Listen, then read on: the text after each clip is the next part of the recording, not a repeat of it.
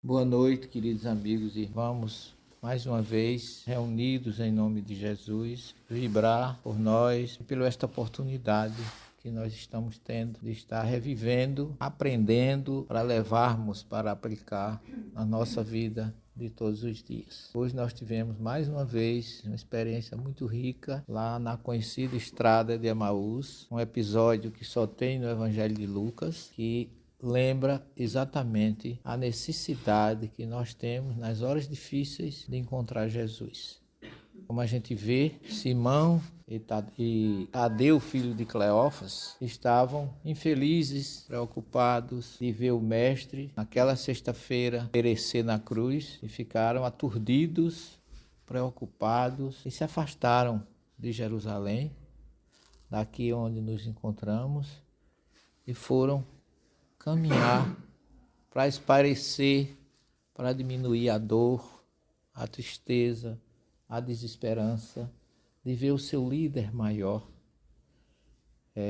perecer numa cruz como se fora um criminoso, pela opressão romana, pela indiferença, pelo despotismo, pela sede de poder. Todos nós recebemos com esse episódio muitas lições para a nossa vida, que geralmente a gente espera muitas vezes que os outros resolvam o nosso problema.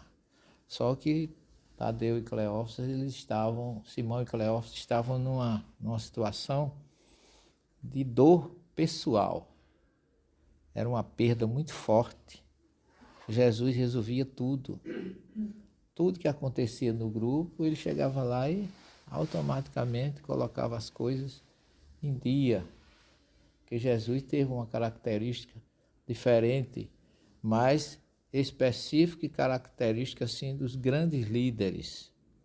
Jesus poderia ter feito tudo que fez sozinho, mas ele nos mostrou que a gente não faz nada só.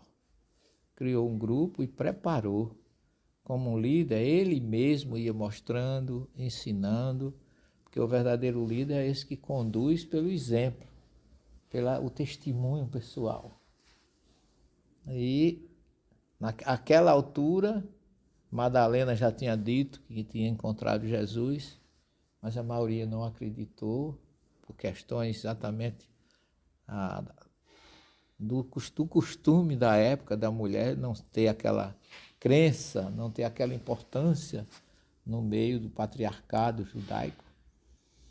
E eles se afastaram. A última saída deles foi fugir, como a maioria faz, né? Foge do problema. Mas Jesus, que tudo sabia, que tudo provê, foi confortá-lo. E se aproxima deles numa hora que ele estava tão agitados, coitados, que eles não imaginavam nunca que aquele caminheiro que vinha para perto deles era Jesus. Nenhum conheceu. E Jesus se aproxima e pergunta por que eles estavam tão agitados, tão preocupados, tão tristes. E ele disse, você por certo não passou em Jerusalém, não foi? Você não sabe o que está acontecendo em Jerusalém? E Jesus mais uma vez pergunta, o que houve? Eles mataram o nosso mestre, o Nazareno, um homem bom, um homem que só fez o bem, que não tinha nenhum motivo de forma nenhuma para ter sido morto daquela forma. E eles continuaram. A gente observa, de uma certa forma, que Jesus se apresentava não mais com aquele corpo físico que ele tinha quando estava entre nós, ou entre os discípulos, no caso.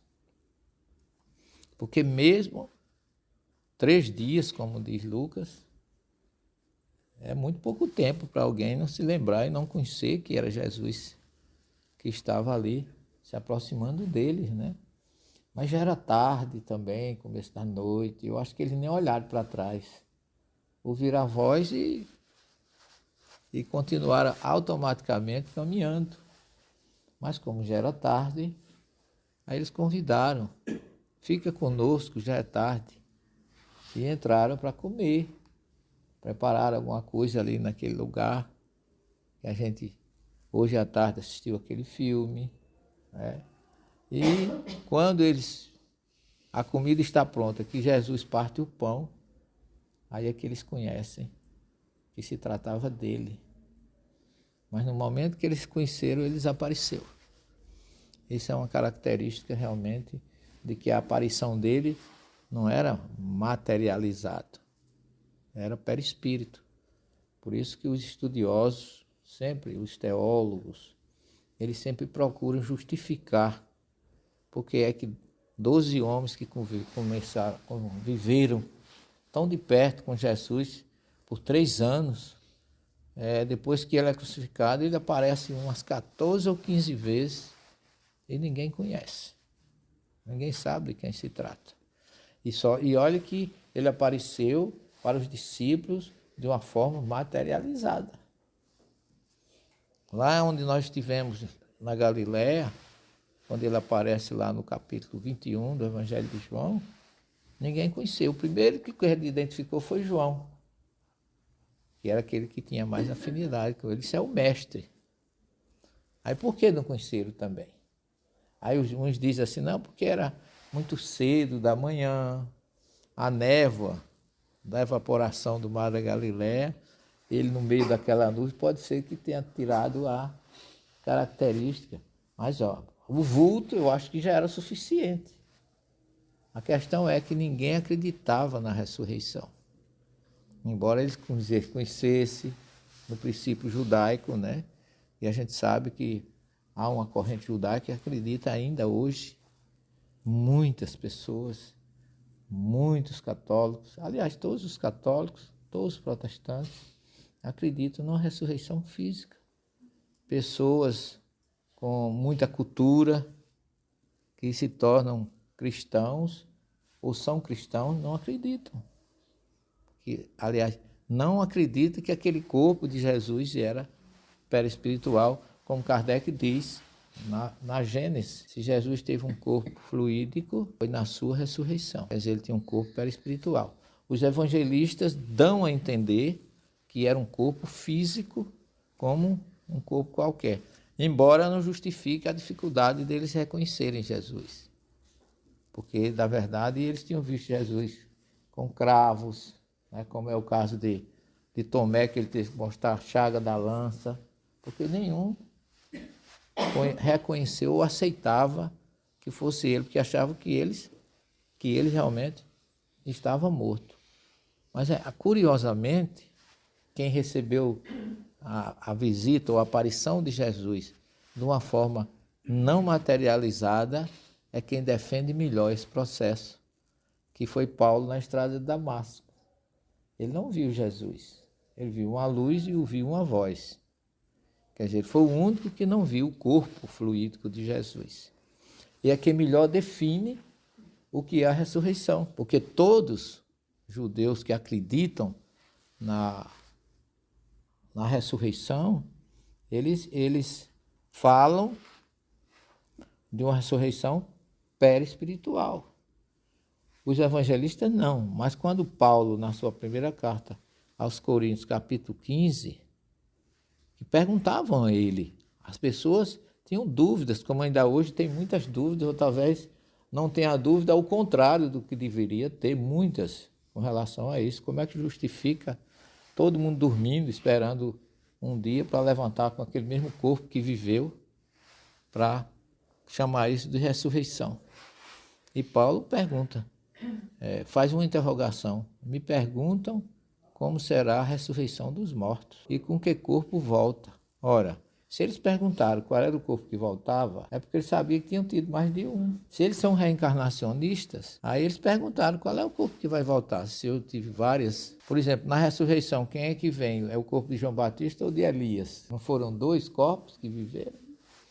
E Paulo, com muita propriedade, ele diz assim, insensato, ele chama insensatez pensar assim. Insensato, há um corpo material e um corpo espiritual. É insensatez estar preocupado com a ressurreição material. Semeado na corrupção, ressuscita incorruptível. Semeado na tristeza, ressuscita na alegria.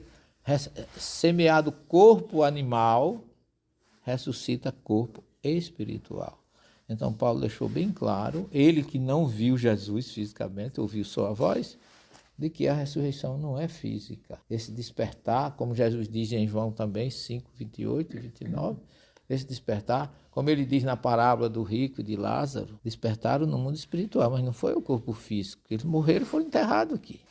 Então Paulo diz que a dúvida eles têm, porque eles semearam. O corpo é como a planta, que semeada a semente tem que morrer para nascer um outro corpo.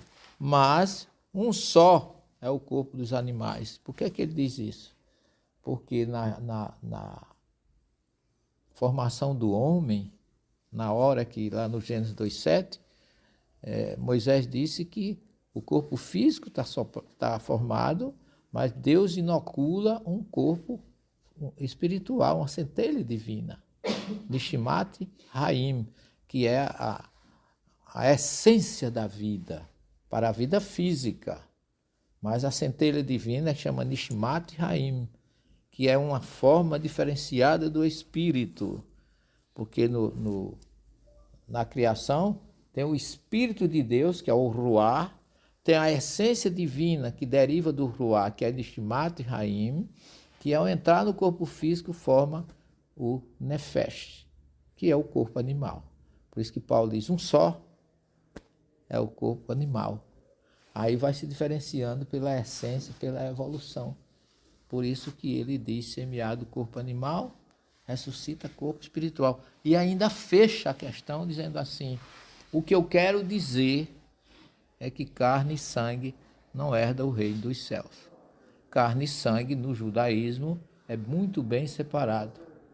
Jesus fala de carne e sangue, Paulo fala de carne e sangue, que a carne é a parte física e sangue é a essência da vida. Por isso que o judeu não come sangue, porque o corpo físico é formado de duas partes. O corpo espiritual de três, Nefesh, Nishmat e Ruach. Como se fosse, como tem Kardec, corpo, perispírito e espírito. Então nós somos essência divina na raiz, na criação, porque os rabinos falam que o animal foi se diferenciando, evoluindo fisicamente, para depois então chegar na fase que nós temos de essência, de pensamento, de cérebro, é que passou a ser diferente. Mas nós já fomos animais.